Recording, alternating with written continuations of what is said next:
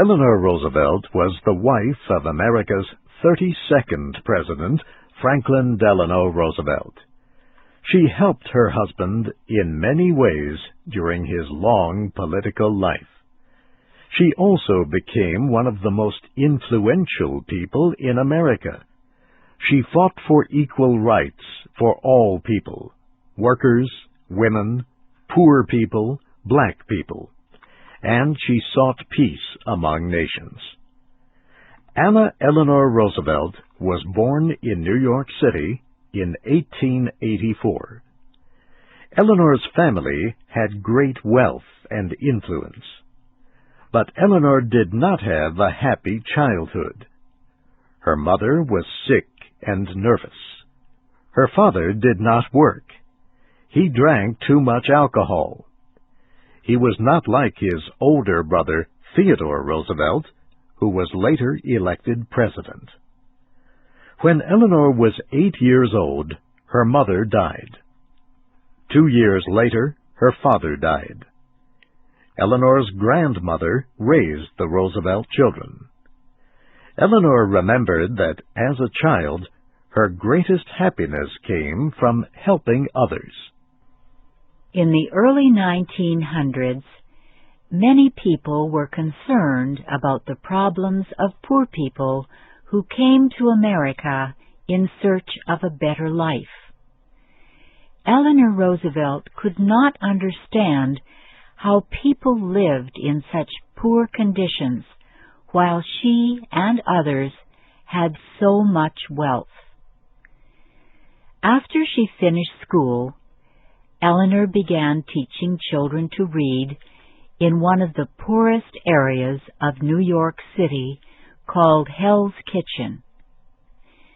She investigated factories where workers were said to be badly treated. She saw little children of 4 and 5 years old working until they dropped to the floor. She became involved with other women who shared the same ideas about improving social conditions. Franklin Roosevelt began visiting Eleanor. Franklin belonged to another part of the Roosevelt family. Franklin and Eleanor were married in 1905. In the next 11 years, they had 6 children. Franklin Roosevelt began his life in politics in New York. He was elected to be a state legislator. Later, President Woodrow Wilson appointed him to be Assistant Secretary of the Navy.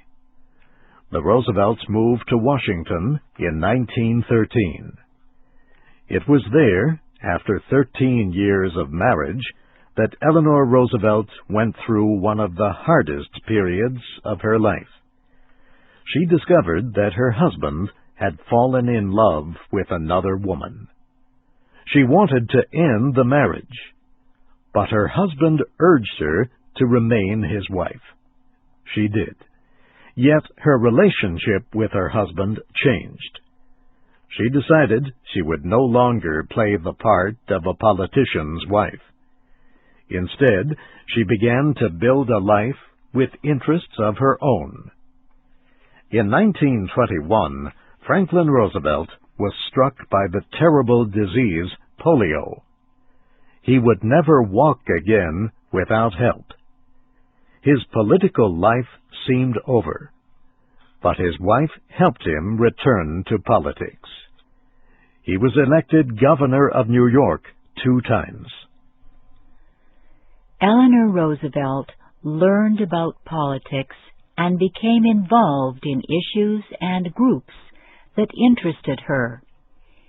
In 1922, she became part of the Women's Trade Union League. She also joined the debate about ways to stop war. In those years after World War I, she argued that America must be involved in the world to prevent another war. Peace is the question of the hour, she once told a group of women. women must work for peace to keep from losing their loved ones. The question of war and peace was forgotten as the United States entered a severe economic depression in 1929. Prices suddenly dropped on the New York stock market. Banks lost their money. People lost their jobs. Franklin Roosevelt was elected president in 1932. He promised to end the Depression and put Americans back to work. Mrs. Roosevelt helped her husband by spreading information about his new economic program. It was called the New Deal.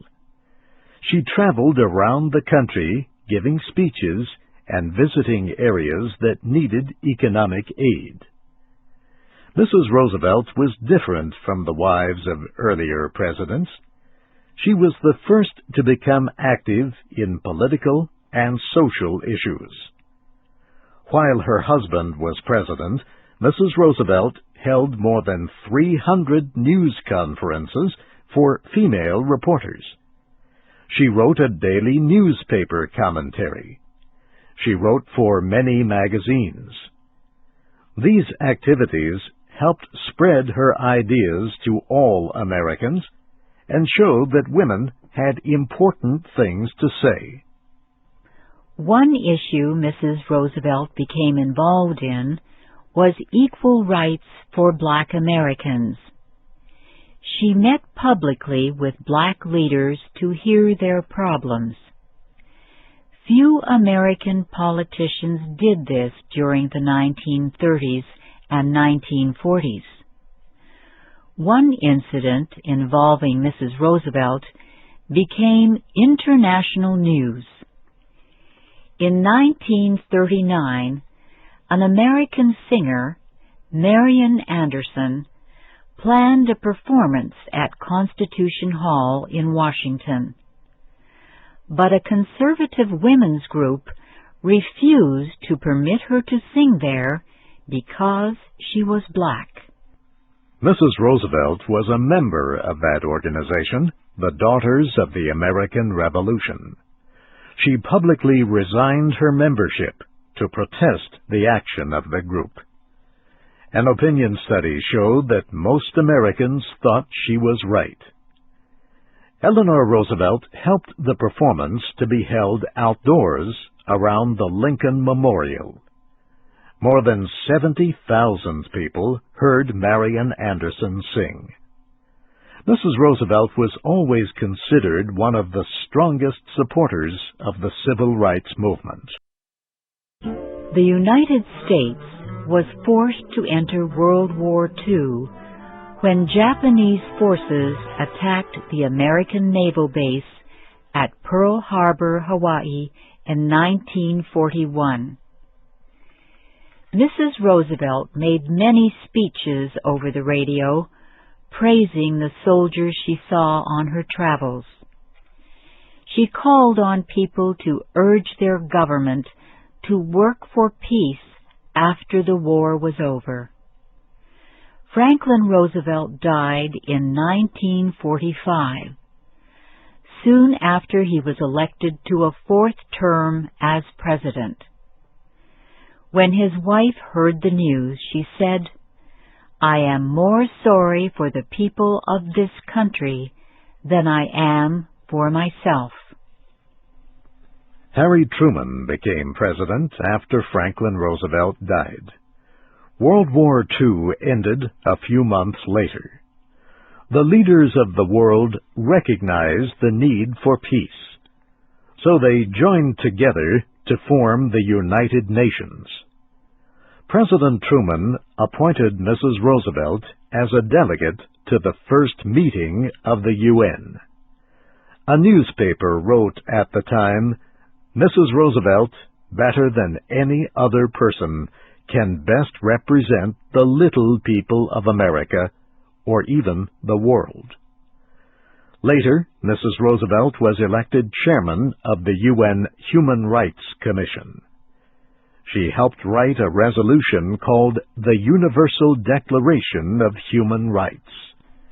That declaration became an accepted part of international law. Mrs. Roosevelt spent the last years of her life visiting foreign countries. She became America's unofficial ambassador. She returned home troubled by what she saw. She recognized that the needs of the developing world were great. She called on Americans to help the people in developing countries. A few years before she died, Eleanor Roosevelt spoke about what she believed in life.